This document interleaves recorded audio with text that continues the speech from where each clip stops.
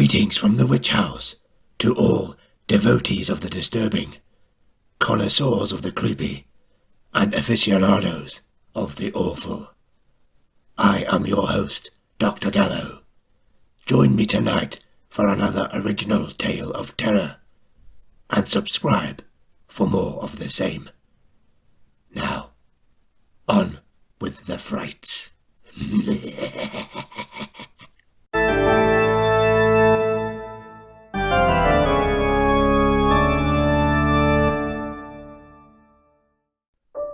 Somewhere there is an old and empty town where nobody ever goes.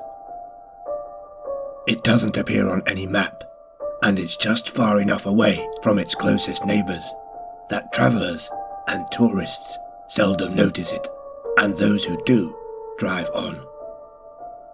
The people who live in those neighboring towns know well enough to stay away, especially after dark.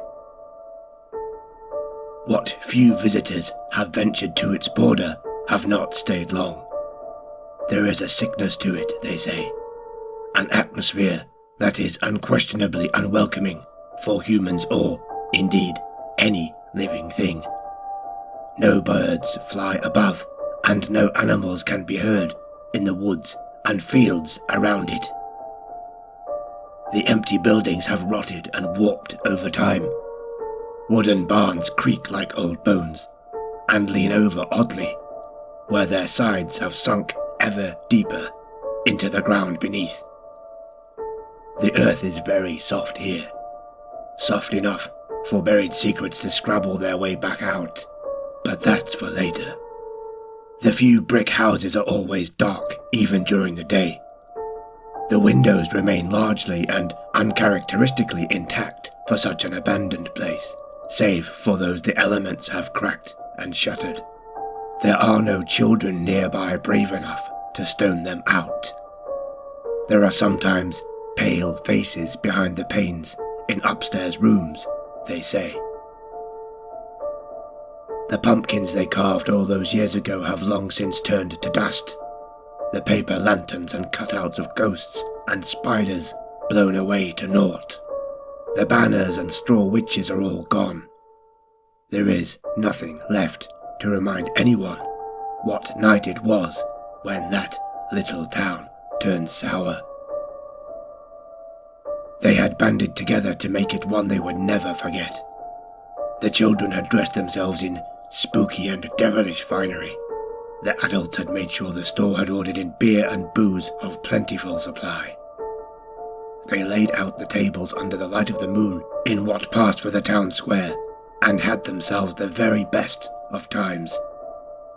Preparation of the food was a shared and joyous burden, a veritable feast of local dishes, made from the freshest local ingredients, including old Uncle Jonah's mushroom broth.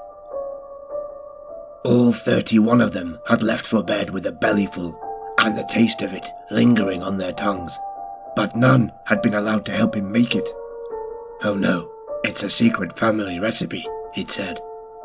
Had anyone else been allowed about his stove, they might have noticed the odd shape of the mushrooms, where his aged eyes had failed, and seen that they were not, in fact, mushrooms at all. That same night, the poison sickness came and took them, one by one. Women and men, boys and girls, and babies screamed as they twisted and cramped and bled in their blankets.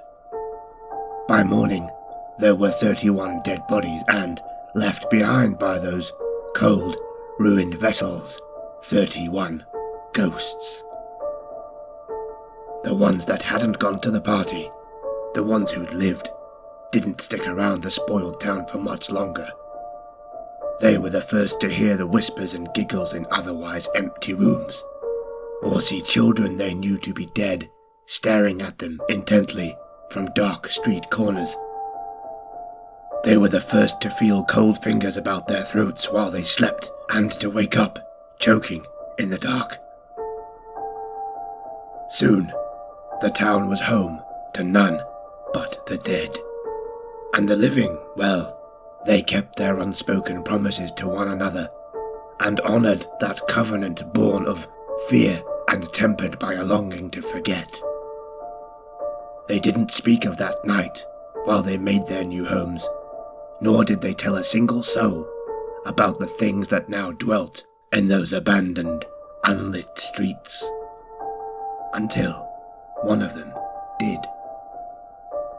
If you were to ask him, Barry wouldn't have been able to tell you why he decided to tell the guy behind the bar about it all on that sunny afternoon. He had no survivor's guilt. What had happened to those people was just something that had happened to those people, he'd always thought. Carrying the secret with him was no burden. The reason he persisted in keeping the secret like the others was because, like the others, he just knew that telling it was the wrong thing to do. More than that, it was a bad thing to do. For many years, the thought of telling anyone about it made him anxious. He felt a tremendous sense of foreboding when it crossed his mind, as if to tell the tale would mean consequences he did not fully understand. But here he was, his caution depleted by 3.5 gin and tonics, and he spilled his guts to the barman about everything. The Halloween festivities, the broth, the horror of that next morning, and the night thereafter when he got out of the bathtub to find lots of little baby handprints all over the inside of the steamed-up bathroom window.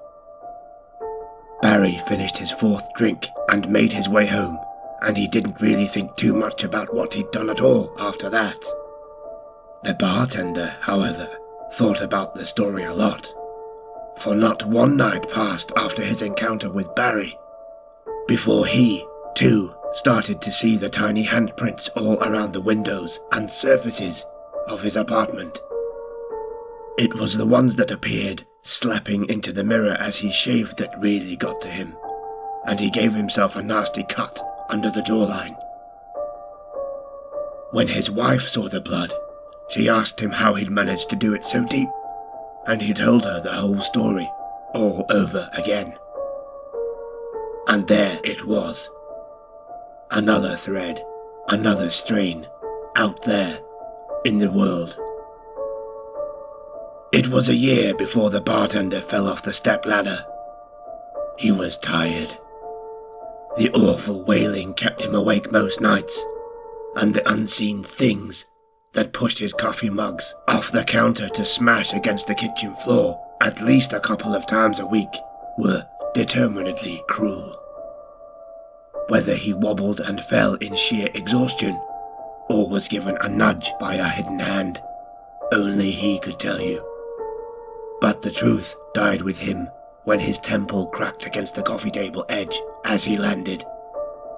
The light bulb in his hand went unbroken.